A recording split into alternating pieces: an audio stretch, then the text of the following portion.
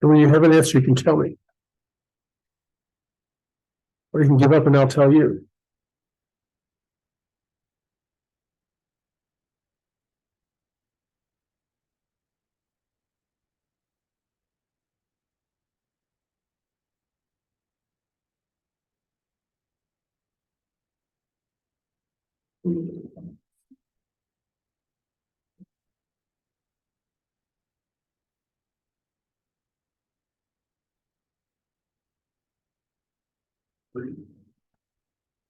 The question is what the matrix is. 3, 0, 2, 1.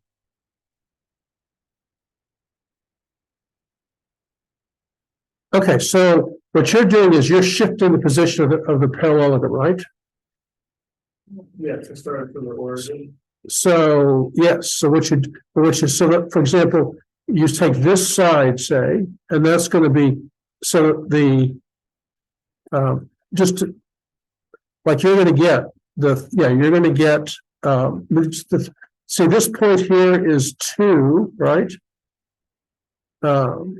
Minus a minus 1, and this point here is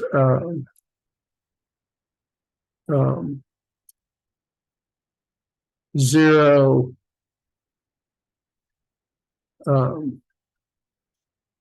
minus a minus 1, I think, right? Let's see if this is the second. No, I'm doing this the wrong way around. If you want this vector, it's going to be 0. Yes, so sorry about that. It's going to be 0, right? 0 minus 0. And so that's one vector. The second vector would be, well, remember, if you find these vectors in weird places, like here you can see how to translate them to origin, but if you didn't know, you take this coordinate, right? Minus 2, minus 1, right? It'd be the x coordinates minus the x coordinate, the y coordinates minus. So then this vector here would have x coordinates of 1 minus a minus 1, right? And 2 minus 0. And this one would be 2 minus a minus 1 and 0 minus 0, so to speak. So this one would be, there's your 3, 0, and this one is 2, 2, right? And so the matrix you got was 3, 0, 2, 2, right? Okay. Wait. I guess I couldn't tell if that was a 1 or a 2 on the y-axis. This is this is a 1 or this is a 2 up here. So this is like 1, 2. This is 1. This is like these are 1. Okay. So you probably So then you'd say, well, the determinant of this would be 6, right? Yeah. And you can see here that the base is 1, 2, 3. The base and the height is 2 times 3 is 6. And if you had a 1 here, it would reduce this by half. So here, let me do another example. Here is I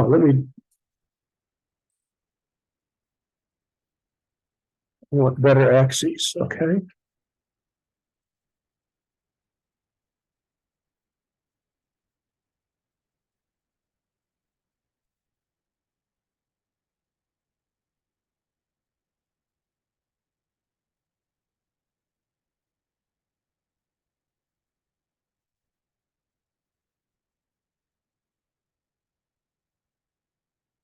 Okay.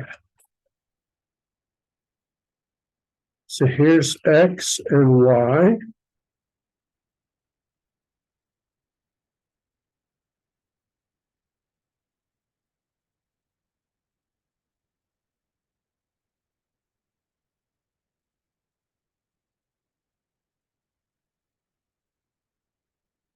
Okay. So let me see what.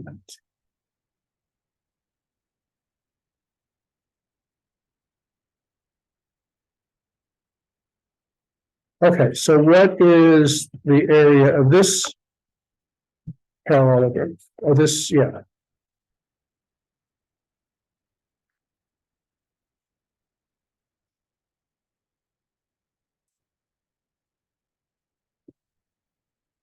They're treating each box as one.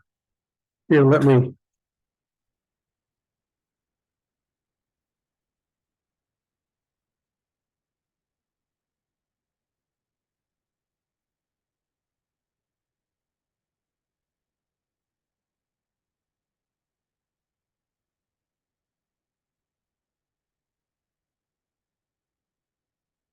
Oh, no.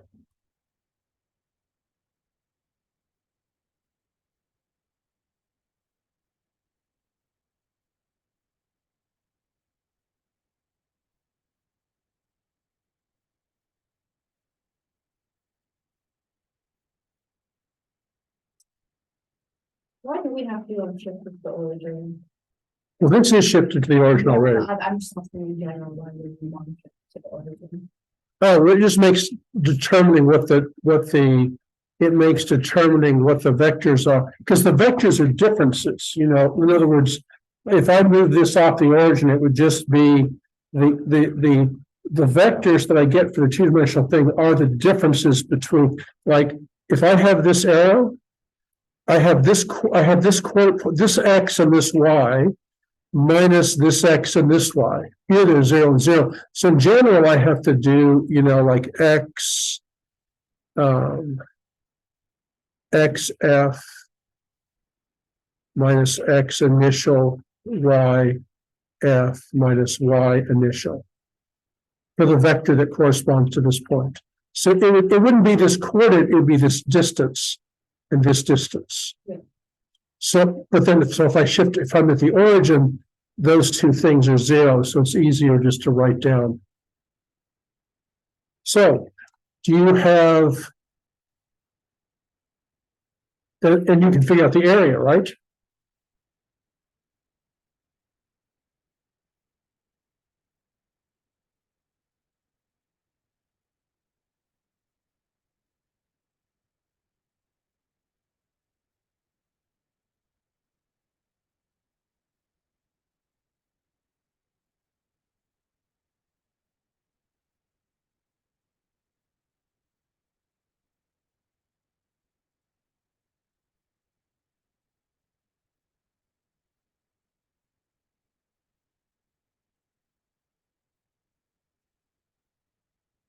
I think I got an answer, but I'm not entirely sure. So you have it, okay, so what's your guess?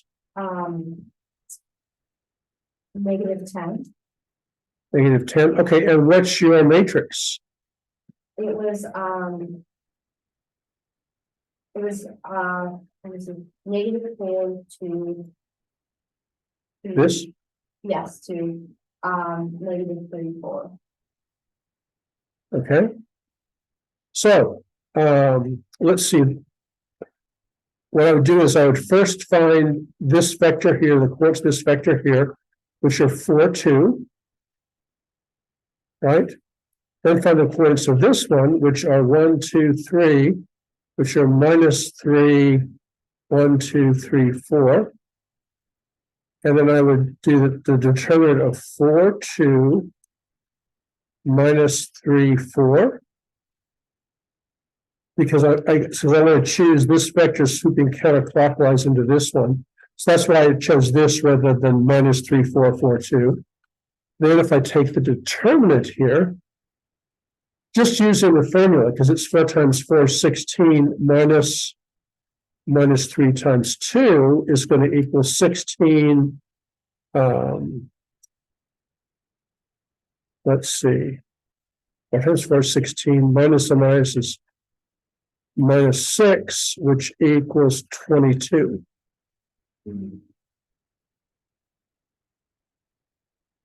Well, no, that seems like, let's see. 1, 2, 3, 4, 2. 1, 2, 3, 1, 2, 3, 4. That doesn't seem quite right, right? I think where I went wrong is I tried to. Well, I'm just trying to think if, let me see. If I see 1,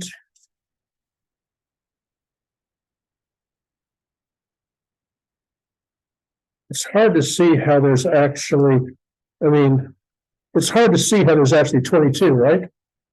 Okay, well, we can do it geometrically. Let's figure out, let's do geometrically and see if we do the big triangle here. And the big triangle, here, I'm going to need two forms for this. Okay.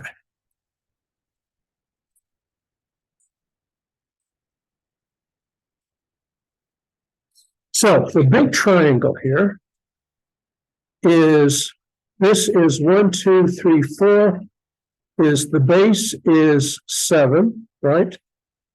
With the 1, 2, 3, 4, 5, 6. This is 6. 6 sevens is, so the big rectangle is 6 sevens is 42, right? And we have to subtract off 1,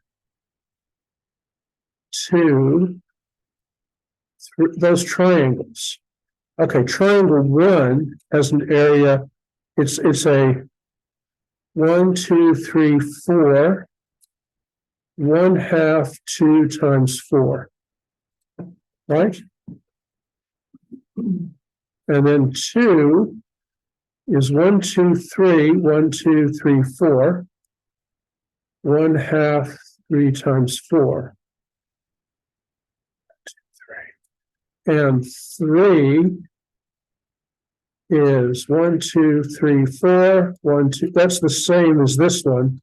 So it equals 2. And this one is 1, 2, 3, 4, 1, 2. 4 equals 1. So it looks like the area you want is going to be 42 minus 2 times 1.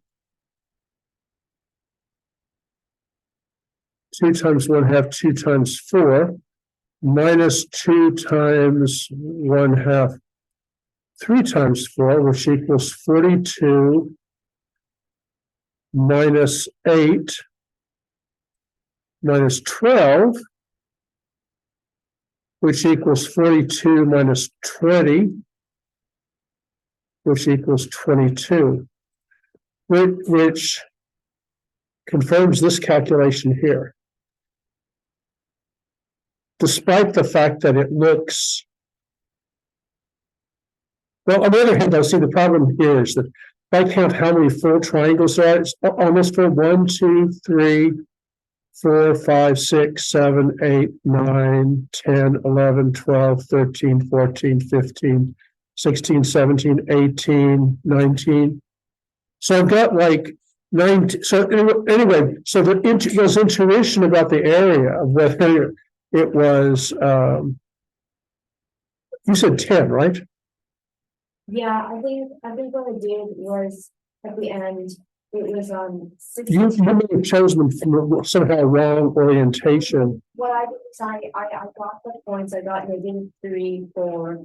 Yeah, the question is why you had -4. Yeah, I think it's because I for some reason I subtracted it from the origin. I don't know why I did that, but Oh, okay. yeah. You had the wrong way around. You did a different, okay. Oh, you also then, let's see what you did. So you had, let's see. Let's look at this. Let's see. This one here was -4, -2, 2, 4. Well, let's see what if we can draw.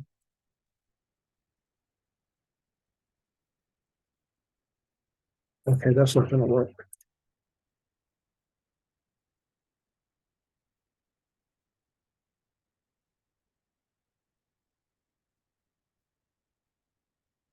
So this first one would be 1, 2, 3, 4, 2, and the other one would be It was -3, 4. oh, you had, what did you have? Oh, -3. This was minus. Oh. minus 3. Okay, so we have this one and 1, 2, 3. 1, 2, 3, 4. So you had this and this, and then we'd have to go, let's see, this would be 1, 2, 3, 1, 2, 3, 1, 2, 3, 4.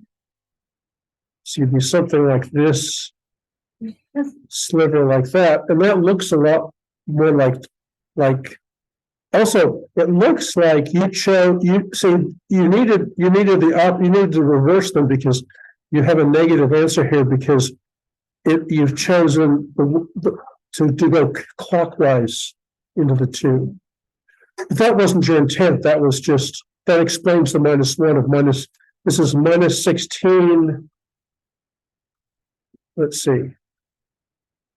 Oh, minus 16. Oh, yes, minus 16 plus 6 is minus 10.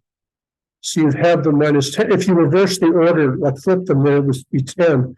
But then, and you could go through and do the geometry and see that, in fact, this was likely 10 because you've got bigger areas to subtract off. Okay, well, hopefully that gives you an idea about determinants. And the fact that they make sense in terms of areas and an algorithm for calculating them numerically. Oh, and then also if you want to check your answers on problems, you can also, this is all online, you can always go and use enter a matrix and then take the determinant. So you can always check like on the homework problems, I'm always asking you questions. You derive it by showing the sequence of row operations. So that's what's really at issue there, which you can check with WX Maxima or one of the other online, linear algebraic manipulation programs. So, I'll check my work in MATLAB. Oh, MATLAB, yeah. No, that's like most of the problems in this course can be solved. The problem is that the answers can be found, but the answers aren't the solutions. Right. No, that's what. So that, but you should make sure that I get my. Yeah, but you should check your answers to make sure that. I mean, you want to check them, especially if it's tedious. Anytime you use linear algebra in real life, you're going to use it on a computer rather than just doing it, manipulating it by hand. You have to understand the concepts, but okay. I don't know. Let's see if there's any other 5-minute problems. Yeah, it's kind of hard to do a problem in 5 minutes or less. I mean, if you take like, for example, one of these problems here, like if you find the volume of the region defined by these vectors, the only trick there is to figure out what matrix you want. For example, this first one in 52A on page 510 is you look at,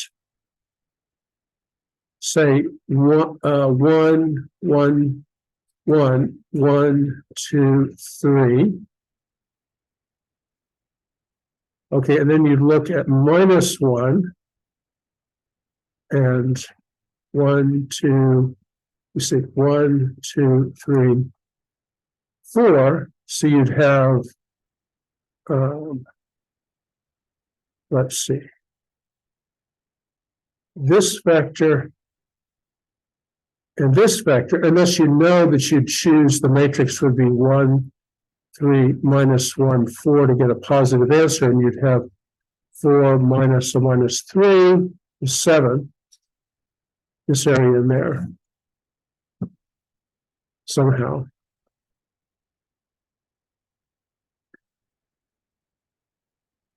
Okay, and then if this was a homework problem, you would write down this matrix, then do the row operations to show how you'd reduce for each of they're sort of like row operations, but they're really, and there's a special form for writing. We have like X right arrow to write something above an arrow. We also want to write like a row operation over an equal sign. And I've forgotten now what it is, but there's some version of that. You do something atop the equal sign, and it will put, you can do like -5 row 1 plus row 2 over the equal sign. Okay. So that's the licks. But I think we're about out of time. If you look at the pattern, at what we're doing here, determinants, there's sort of a throwaway chapter here in the sense that we don't really, we need to deal with what are called complex vector spaces in order to do eigenvectors and eigenvalues, but we don't really need, we will never actually deal with complex numbers. But there is one thing that's nice to do that you can do with complex numbers. You can show how you can make the complex numbers out of 2 by 2 matrices with just real number entries. You don't need any weird saying, oh, we extend the real numbers by I, the square root of -1.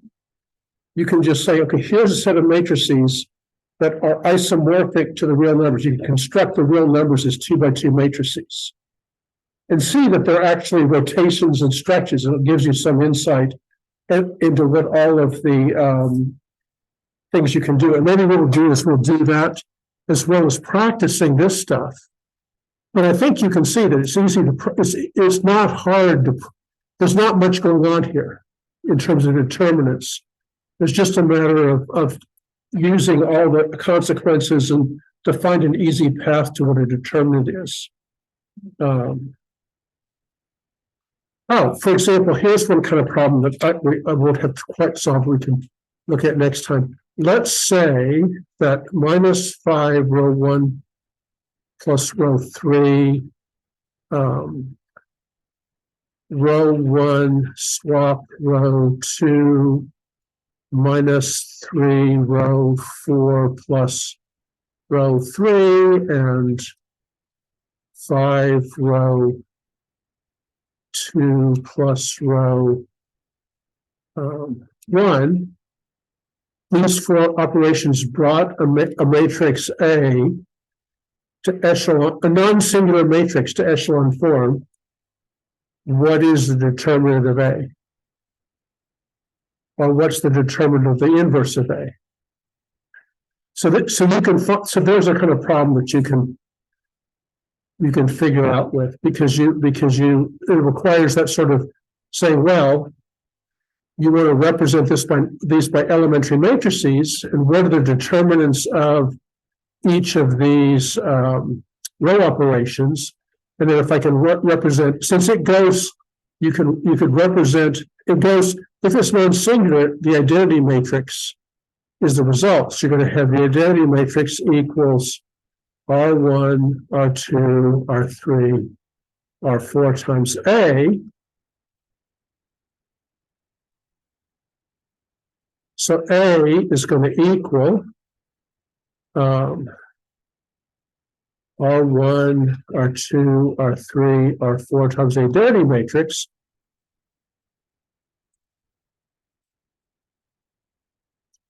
And the determinant of A is going to equal the product of the determinant of row 1 times the determinant of row 2 times the determinant. Well, these are all actually equal inverses because I multiplied by the inverses.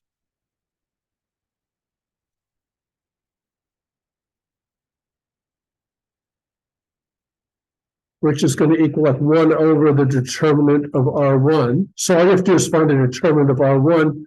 That'll be 1 over the determinant of R2, 1 over the determinant of R3, 1 over the determinant of R4.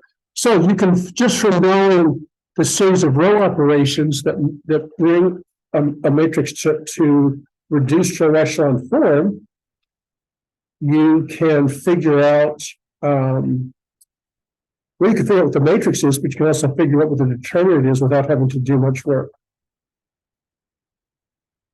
It's after hours, so. Or after, not hours, but after time. After class time. So